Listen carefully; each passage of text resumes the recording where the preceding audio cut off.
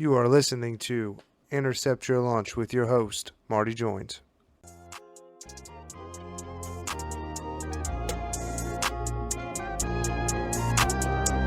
Yeah, the ones that hate me the most look just like me. You tell me what that means. Make a slick comment and see what that brings. I seen it go down, we can reenact things. Hey, what's going on, everyone? I'm your host, Marty Joins, and you are listening to the inaugural podcast of Intercept Your Lunch, where I will try my best, yes, to intercept your lunch. I hope to be the Darrell Revis in the podcasting world and steal your attention for 30 to 40 minutes weekly. A quick introduction of myself. Again, I am Marty Joins, and I'm from a small town in Pennsylvania called Stewartstown, located in York County. If you have not visited yet, I really encourage you to do so. I'm a Penn State York graduate and recently just finished up my master's degree at Liberty University. I love the Washington football team more than I should, follow all sports, and have a real passion for pizza. So, you might ask why I start a podcast. Well, like many of you, I'm tired of it. I want a change of pace and scenery from the boring ESPN loot radio shows where in the morning I hear Jay Williams referencing his Duke days, and in the evenings, Mike Golick giving dating advice is something I do not want to hear. The idea is simple. I do not want a 2.5-hour show where you hear me ramble about things that you don't care about. It's bad enough you're at lunch eating that dry ham sandwich that your wife packed you because she forgot to put the mayonnaise on it again. I want you to turn this on and know you will be hearing things that pertain to sports, our region, and have a good time doing it. So, let's talk about the structure of the podcast. The podcast will consist of 2 segments. Segment 1 will be called The Lunch Powwow. This is where we will cover the top matches, stories, and events that will be happening all around the world, with a twist of focus on teams in this region. If we're talking the NFL, I want to gear it towards the Ravens, Steelers, Eagles, or my Washington football team. But this is where Intercept Your Lunch will be different than what you're used to. We are going to highlight everything you need to know in roughly 20 to 25 minutes. No filler, no BS, just facts and what to expect when you tune into the big matchup that week or weekend. Segment 2 will be called Bring Your Lunch Money. We all remember our parents giving us lunch money each week during school. How we all dreamed and even acted on taking that money and buying things that was not lunch. I want to recreate that. The average American spends roughly $50 a week for lunch. This portion of the show is where we will dive into the sports book and find those winning lines. We will cover it all in here, from horse racing to UFC and everything in between. The idea is that you take your lunch money and try to make something out of it. I will start with $50 and place various bets each week. I will bet straight up lines, prop bets, and something I like to call the bargain lunch parlay. Week to week, I will track my success and see how it shakes up. So if you have your lunch money, get ready. And if you're still getting lunch money from your parents, well, either you're too young to listen to this, or good for you, my guy. Again, I am super excited to start this off. I will be having guests on the show frequently, and if you would like to join me, please message us on our Facebook page, and I will be sure to set something up. With that, let's get into our first segment. Gather around, the lunch powwow has started. This week, we will preview all matchups in the NFC Wildcard Super Weekend and see what's in store for the College Football Championship game. So, with that, let's dive into the first game. Game 1, the Indianapolis Colts at the Buffalo Bills. Game time is Saturday at 1:05 p.m. Eastern Standard Time on CBS. Buffalo is favored by 6.5. The Colts, led by Phillip Rivers, are heading into the playoffs thanks to the new format as the 7th seed to face the Buffalo Bills. Placing second in the AFC South at 11-5, Indy has been a tough matchup for opponents this season. They have went 3-3 against current playoff teams, so they do have experience against top competition, but can they prove they belong? Josh Allen, before the season, had to prove if he belonged, and he certainly did. Falling in love with his new target, Stephon Diggs, Allen went for just over 4,500 yards passing, becoming the Bills' all-time leading season passing holder. Accepting the image of the Bills Mafia, this team shows up, plays hard, and will hit you in the mouth. Keys to this game is the weather. The temperature is expected to be a high of 28 degrees with a wind of 8 to 10 miles per hour. We all know that Indy plays in a dome, and Philip Rivers is probably still adjusting from playing in sunny San Diego, LA area. With no fans, the only real home advantage teams have in the playoffs is extreme weather conditions, and the Bills are certainly one of them in New York. My predicted outcome of this game might shock some. The line on this is tempting. I am a Philip Rivers guy, and giving me 6.5, I will take that. I just don't know straight up if they will have enough to keep up with Josh Allen. Look for Allen to use his legs a little bit more in this game to try to get them the victory any way he can to prove he belongs. Bills 30, Colts 24. Game 2, the Los Angeles Rams at the Seattle Seahawks. Game time is Saturday at 4:40 p.m. Eastern Standard Time on Fox. Seattle is favored by 4.5. The Rams come limping into the playoffs with serious injury to quarterback Jared Goff to face a division rival and the NFC West champs, the Seattle Seahawks. These teams have played twice this year, splitting the head-to-head matchup 1-1. The biggest question for the Rams is, will Jared Goff be healthy? This team has had its up and downs all year, and that was proven last week in an ugly win versus the Cardinals. So it does show that Jared Goff can bring value to this team. The Seattle Seahawks are a staple in the NFL playoffs under the leadership of Carroll and the play of Russell Wilson. Making it 7 out of the last 8 years, this team has veteran leadership to understand what it takes on every play to win in the playoffs.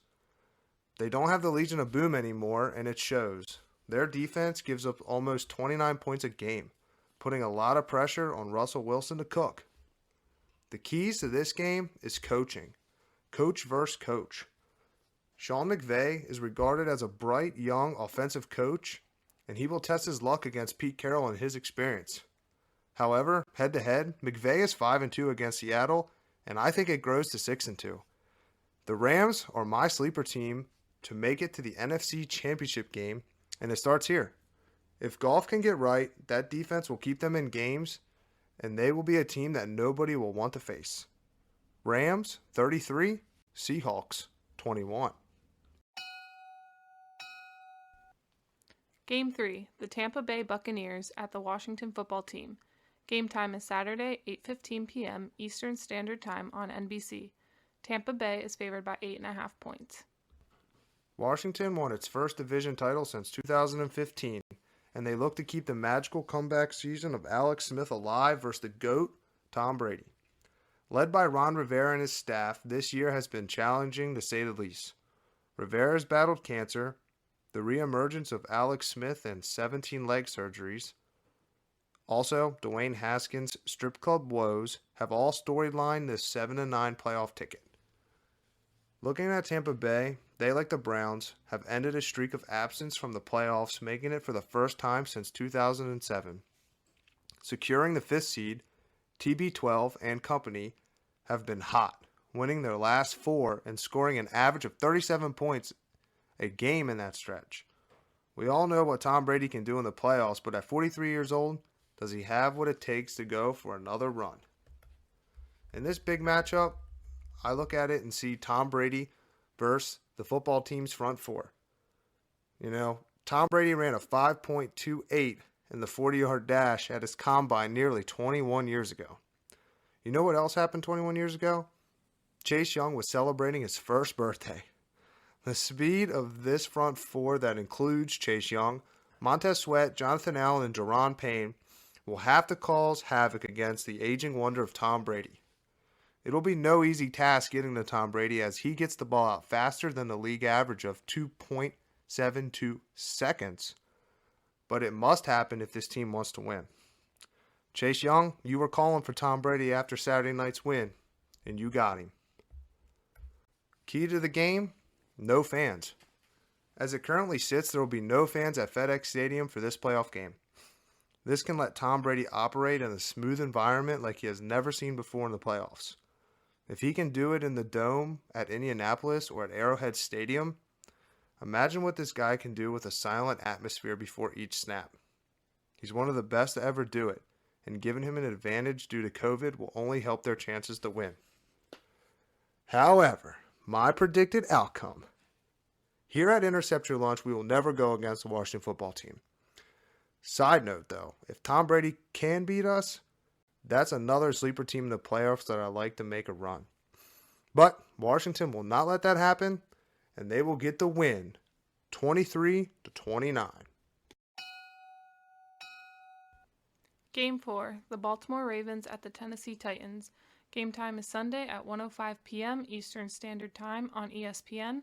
Baltimore is favored by 3.5 points. The Ravens are coming in hot and might be the hottest team in the NFL right now. Winning their last 5 games, they sneak into the 6th seed. This will be Lamar Jackson's 3rd consecutive season in the playoffs, but having an 0-2 record, he looks to change the narrative of winning the big game in the playoffs. The Titans, winner of the AFC South by way of squeezing past the Texans last week, were crowned division champs for the first time since 2008, and they look to build off what they started last year when they lost in the AFC Championship game versus the Chiefs. So let's bring in our guest for today's podcast, local Delta legend and Ravens superfan, Mr. Tyler Baldwin. Hey, what's going on, Marty? Excited to be on the podcast. Good deal. Good deal. So, Tyler, we're looking at the Ravens-Titans game this weekend. I wanted to bring you on and get a deeper dive into it. How excited are you for this game's weekend? I mean, I know the Ravens have a rich history of winning, especially the last few years, and getting to the playoffs frequently, but does this one feel different to you? How does this team look to you?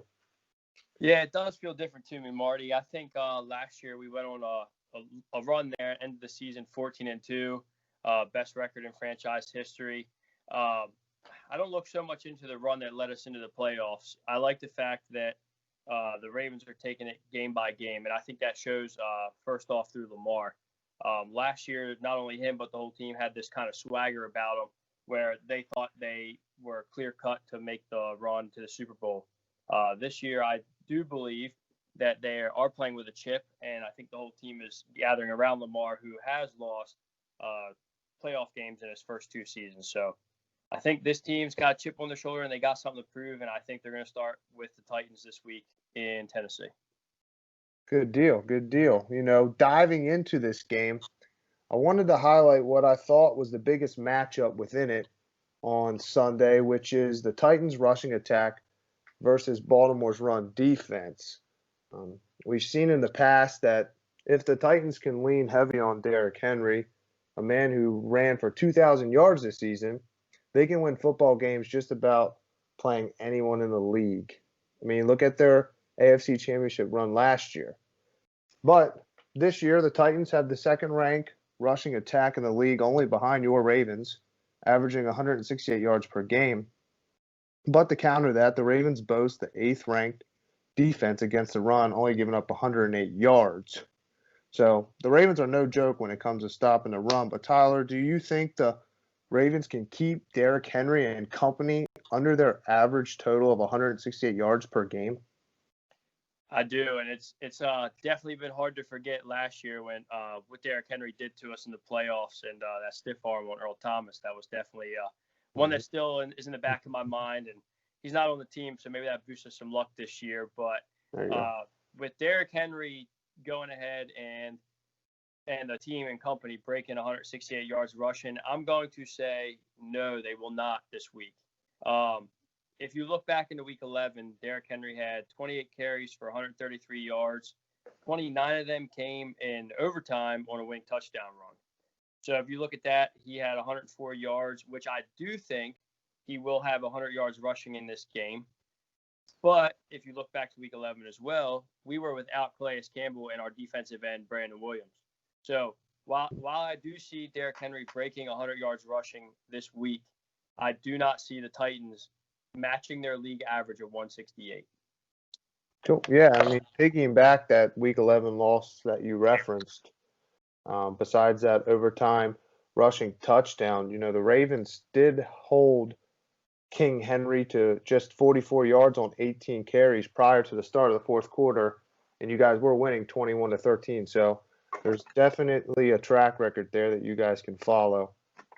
And Tyler, we all know the Lamar Jacksons and the Derrick Henrys in this matchup, but let's talk about the players that the common folk might not know.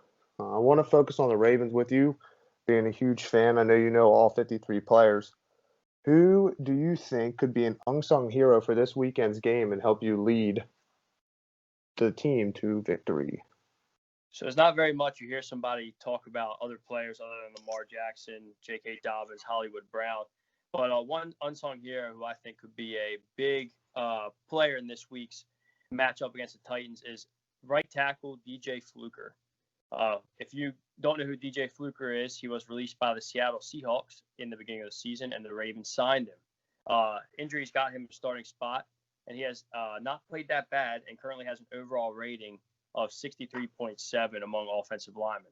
But a great stat to know if that he has only allowed 2 sacks in 531 offensive snaps that he has played, which fits suit for him because the Titans have a league low 19 sacks on the season and are dead last in pressure rate against the quarterback at 16.7%. However, with DJ Fluker, a problem that he has is the number of penalties that he allows per game. He is tied for 5th in the league with 9. Titans are also 30th against the pass and 15th against the run, which also matches well for DJ Fluker to provide protection for Lamar if he chooses to pass, hand the ball off, or take it off himself. If DJ Fluker can limit the number of penalties, he will be the Baltimore Ravens' unsung hero of the game and he'll help us win.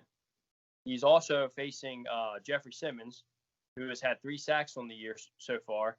And last game he played, he had 0 tackles and 0 sacks. So I think it looks really good for DJ Fluker this week against the Titans. Cool. Yeah, mark that down. If we can hear his name in a good way during the game, like you said, that could help the Ravens with the win.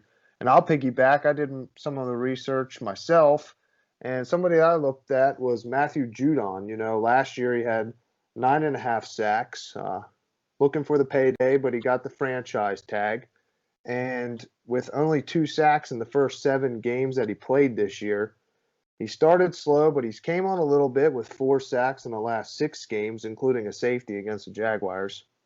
So he knows a big game this weekend, and if they win, more to come in the playoffs, means a big payday for him this offseason. So the pressure needs to be there for the Ravens, not only to create mistakes, but to eliminate the big plays. I mean, we saw last year watching the playoff game that the no pressure led to Ryan Tannehill hitting a 45-yard bomb to some bum named Khalif Raymond, So it'll just be interesting to see if this team and the Ravens can get pressure on Tannehill, they can definitely win this game. So, Tyler, now I want to enter you into Rapid Fire. This is where I'll ask you a series of 10 questions. They're super random, super unique. I'm just looking for the first thing that comes off the top of your head. Are you ready? Let's do it. Let's do it. Number 1. Who is the NFL MVP? Aaron Rodgers. In the matchup this weekend with the Ravens versus the Titans, does Marquise Hollywood Brown have over or under 4.5 catches? Over. What is your favorite pizza topping? Pineapple and ham. Ugh. Who represents the NFC in the Super Bowl this year? The Packers. Again, in the matchup with the Titans and the Ravens, does Lamar Jackson have over or under 1.5 rushing touchdowns? Under. Can you give me a sleeper for this year in the NFL playoffs that could make a run? Honestly, I think the Chicago Bears. Very good. 7. Who wins the college football championship, Alabama or Ohio State? Alabama.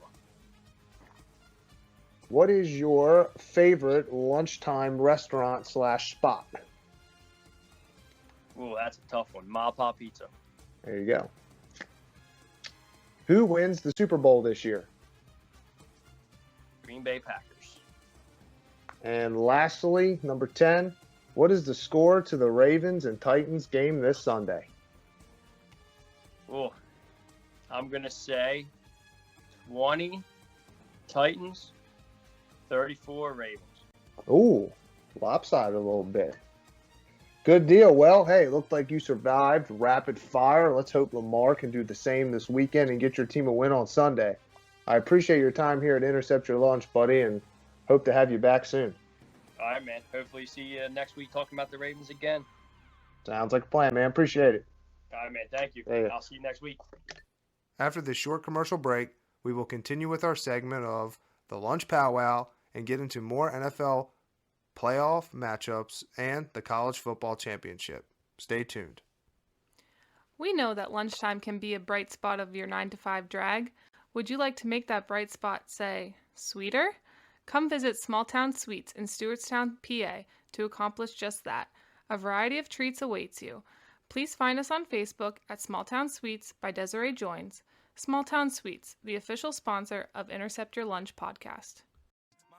Tyler, he playing South Beach. He told me this summer he gon' fix my jumper. I told Boy Wonder that we might got a thumper. I've been trying to pop, now I'm on like Shumper. Welcome back. Let's continue to look at the wild card matchups this weekend in the NFL. Game 5, the Chicago Bears at the New Orleans Saints. Game time is Sunday at 4:40 p.m. Eastern Standard Time on CBS, Nickelodeon, and Amazon Prime. Saints are favored by 9.5. The Who Dat Nation has seen a share of injuries this season, but was still able to secure the second seed in the NFC and host the 8-8 Chicago Bears, who, despite a loss last week, made the 7th seed due to the Rams edging out the Cardinals. This by far is the most undesirable game to watch in my opinion. I'm only interested to see if maybe Breeze can crank out one more run for a Super Bowl title. Keys to this game will be turnovers. The Saints are 4th in the league. They have created a total of 26 turnovers this year and look to continue against the Bears, who are in the bottom half of the league, giving up the rock 22 times himself this year.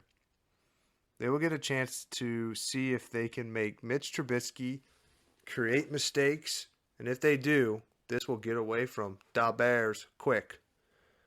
The outcome I predict, with a lot of questions surrounding the Bears coaching staff and quarterback future, I think this hurts them and they'll try to press. And the Saints will come marching in with a 35-13 win against the Bears. Game 6, the Cleveland Browns at the Pittsburgh Steelers. Game time is Sunday at 8:15 p.m. Eastern Standard Time on NBC. Pittsburgh is favored by 4 points. The Steelers come into this matchup going 1-1 against the Browns, with the Browns most recently beating them 24-22 in Week 17 to secure a wild card spot. Now, Week 17 featured no Big Ben as he was a healthy scratch to rest for the playoff push. Starting 11-0, the Steelers look poised to raise their NFL best 7 Super Bowl banner. However, losing 4 out of their last 5, people have lost faith in the Steel Curtain. The Browns are making the playoffs for the first time since 2002 and ending the longest streak in the NFL for years' absence from the playoffs. Baker Mayfield has been questionable at times, but no one can question the combination of Nick Chubb and Kareem Hunt. Boasting the best running back duo in the league, they have led the Brownies to an 11-5 season. However, I want to look at the matchup that I think that can decide this game, the Cleveland passing attack. Cleveland ranks 23rd in passing offense, and it's up against Pittsburgh's 3rd-ranked passing defense. The Steelers do a great job of holding teams under 200 yards passing per game, and Baker will need to step up to make throws that count to win this game. In both games this year, Baker has thrown for 196 yards, which happened last week, and 119 yards in a brutal loss to them earlier in the season. Those numbers will not do it in a playoff game. And the brutal loss that I just mentioned was a Steelers rout of the Browns 38-7, thanks to Baker's 2 interceptions and horrible decision making. He must play better if Cleveland wants to win their first playoff game since 1994. Keys to the game: the Browns have no playoff experience. We see time and time again teams who have no playoff experience struggle to play against teams that have that playoff experience because they do know how to play playoff football. Watching playoff football, you know it's different. The energy, the way the refs call the game, and unlike the regular season, coaching can impact the game greatly. Mike Tomlin, he's been there before, and I think he can get this team to a victory.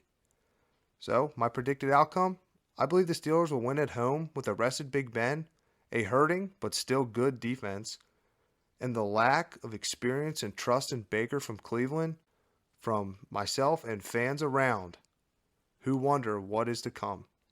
Steelers 24, Browns 14. Now that we looked at all the NFL matchups this weekend, let's dive into Monday night's college football championship game.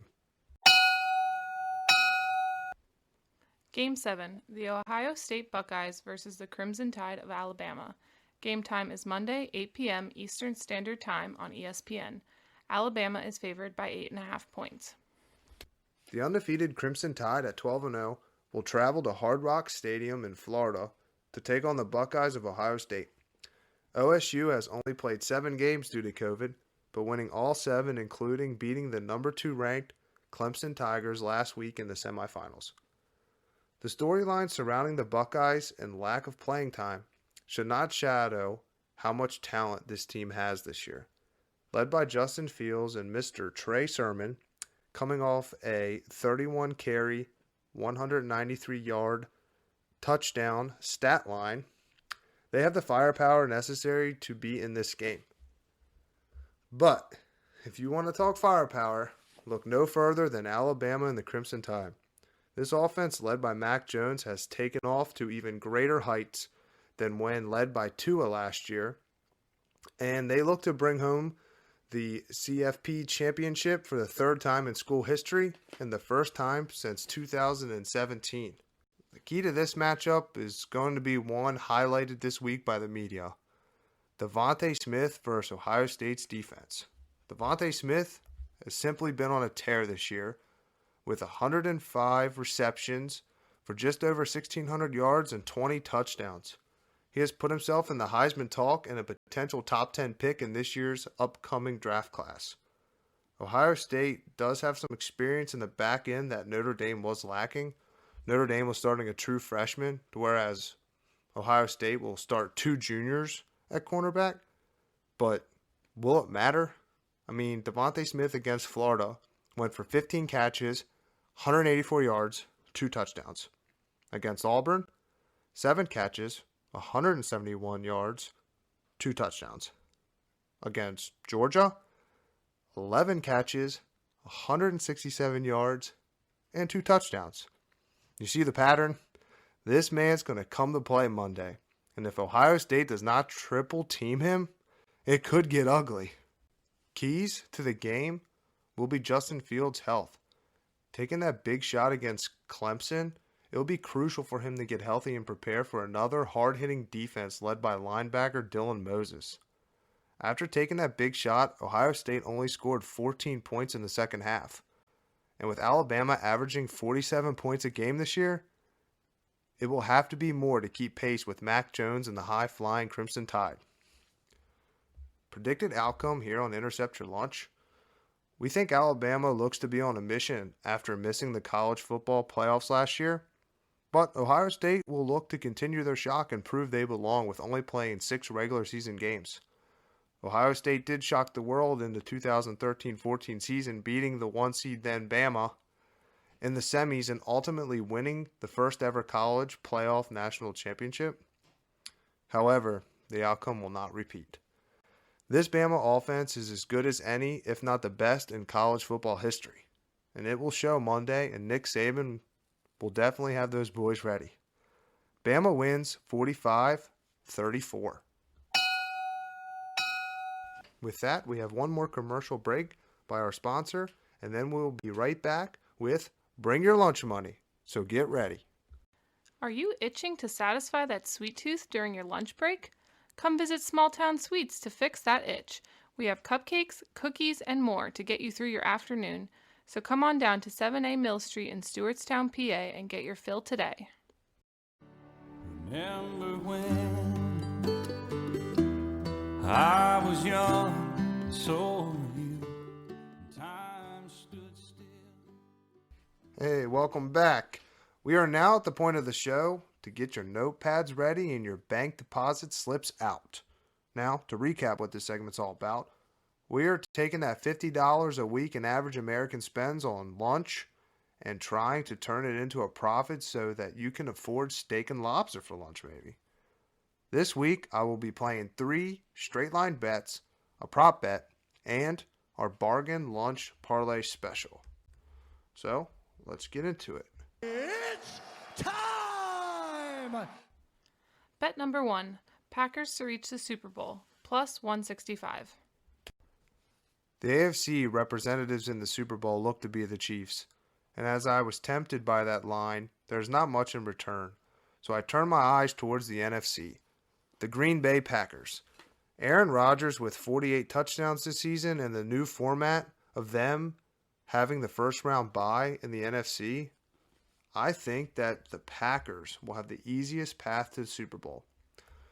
Now remember, this line is for them not to win the Super Bowl, but just to get there. Give me the Packers plus 165 to win the NFC. $20 on that will give me a return of $33. It's time! Bet number 2, Titans-Ravens, under 54 points, minus 107. The Tennessee Titans have been successful 78% this year when it comes to covering the over in total points scored.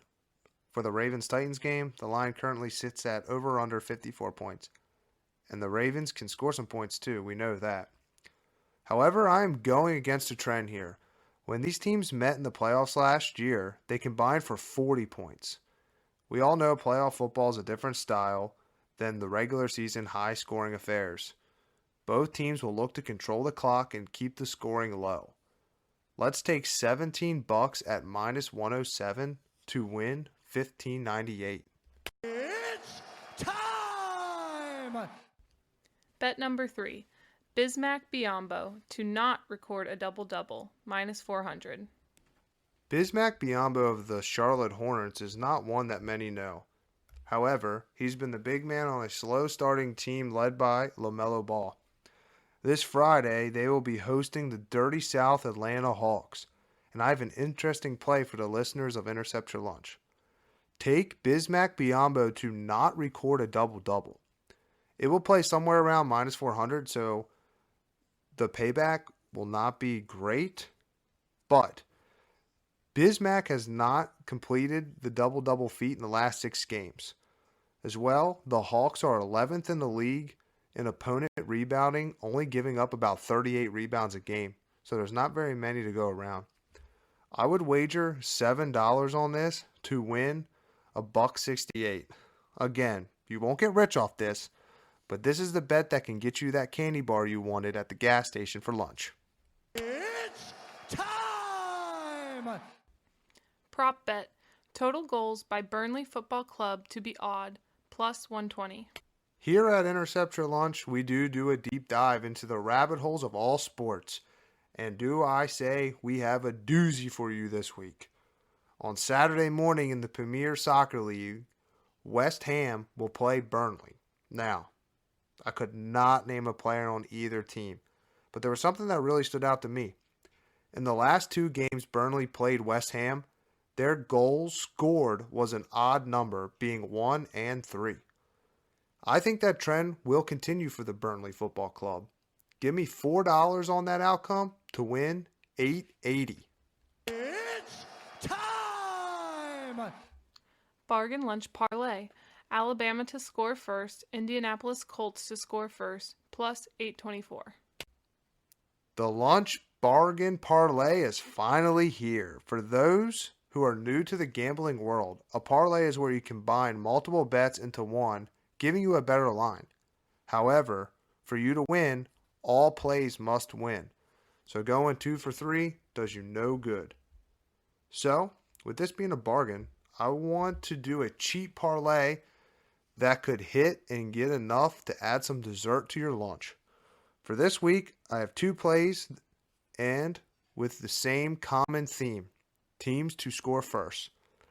Give me Bama to score first at minus 148.